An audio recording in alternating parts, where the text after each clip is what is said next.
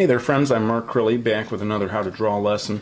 I've done a lot of lessons that involve a lot of time lapse and fairly complicated stuff. This time I'm going to try to keep it simple and do almost line by line lesson.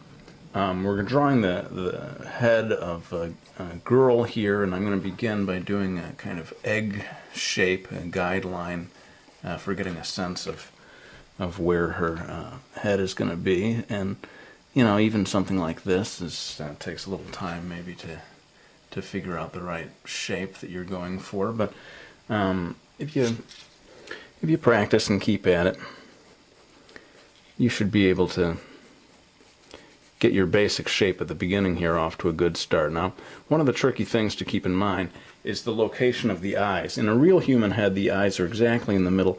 With anime, it's going to be a little more lower down the face. So I'm putting in a couple of lines here just to give myself some guidelines of where the eyes are going to go. And I don't know how well this is showing up on the video at this stage, but hopefully you can see with the pencil moving back and forth where I intend to put the eyes. So I'm going to go ahead and start indicating these eyes and begin by putting a couple of circles here. Her face is going to be turned away from us a little bit, and as a result, one of the eyes is a little bit more oval than the other. But this is just one way of doing it. I'm not proposing it. This is the way to draw a manga girl. No way. There's just hundreds, thousands of different ways of doing it. But this is one. If you're looking for a line-by-line video, this is a place where you can start. So anyway, I've got these two circles here for the eyes. Now I'm going to go in and do the eyelids, the eyelashes, I guess, on the upper eyelids. Now that I know where I want my eyes to be, I can go in a little darker.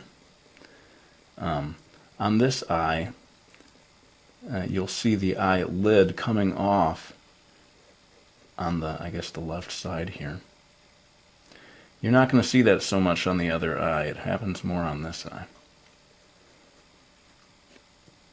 Alright, I'm going to go ahead and move over to this one. The upper eyelid does that to a certain degree. I'm putting that in here.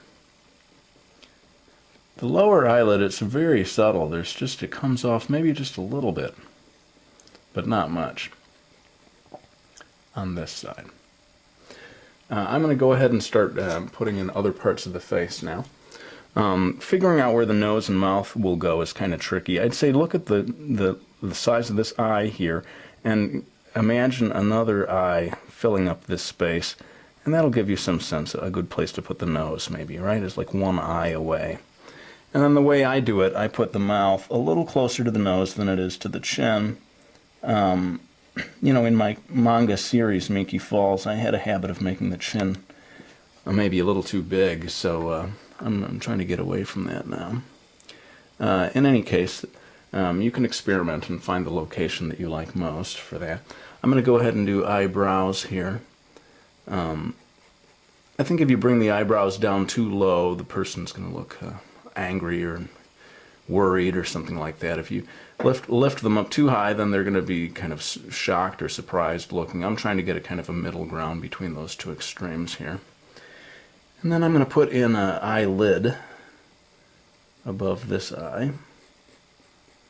I don't know if I need to go into so much detail over here. I think I'm just going to put in a little line that suggests the eyelid without going too far in that direction. Alright, well, let's keep things moving. I'm going to go ahead and indicate a highlight on each one of the eyes. This is the way I like to do it. Again, there's so many different ways of doing eyes. Then I get the pupil in the middle.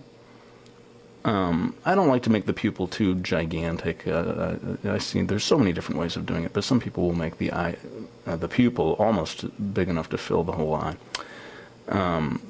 Anyway, then I start darkening in on the upper edge here and keeping things very dark at the upper edge. People have seen this in other videos of mine, so I don't think I'm going to go into it too much, but I try to get an effect here by making it dark at the top, getting a good dark pupil, and then also getting certain dark edge here around the lower part of the eye. And so I'm going to do the same thing here, darkening it up at the top, and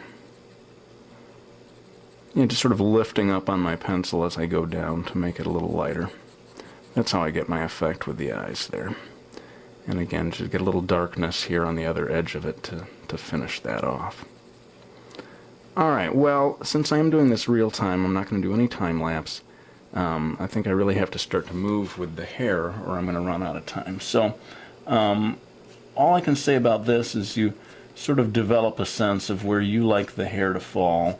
Notice that I'm moving my pencil fairly quickly as I make these bangs here or whatever. And notice also that the eyebrows can come through the hair. I see that a lot, and that can be useful for you actually, because if you're always obscuring the eyebrows with the hair, then you are deprived of a way of showing emotions. Remember we had drawn a sort of an egg shape here where the top of the head was going to be. The hair is going to come a little bit over that, a little higher than that, and I always put a little indentation here to show the part, whoops, where the hair parts off the top of the head. I tend to make a strand going off to one side. That's just one little preference of mine. This video is not so much about the hair. I may do some other videos.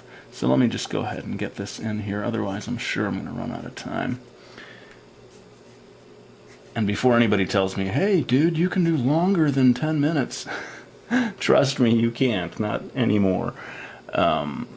I think that some people who got in early with YouTube are able to do these extra long videos, but not me. So that's why I'm having to keep this to 10 minutes. Let me just finish up with the chin here and draw the neck coming off, and maybe indicate some sweater or something that she's wearing here, maybe.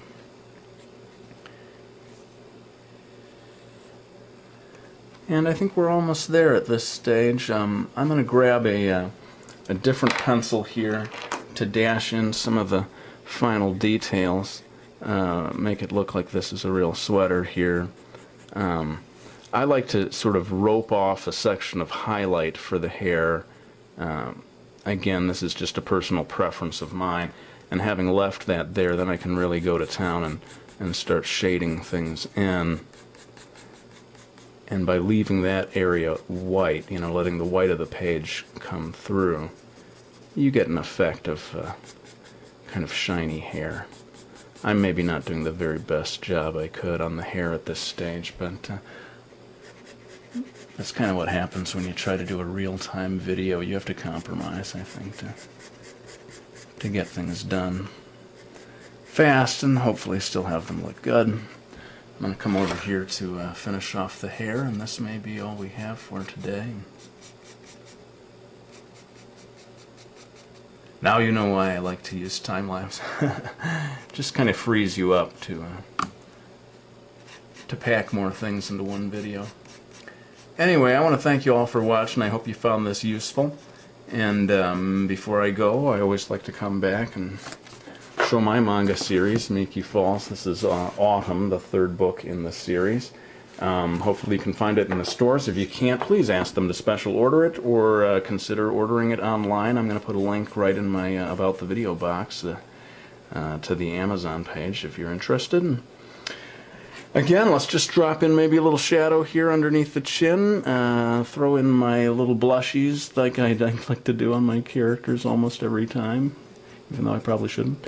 And let's stop with that and say goodbye. Thanks for watching the vids, folks. I hope you enjoyed this one, and I'll be back with another one real soon.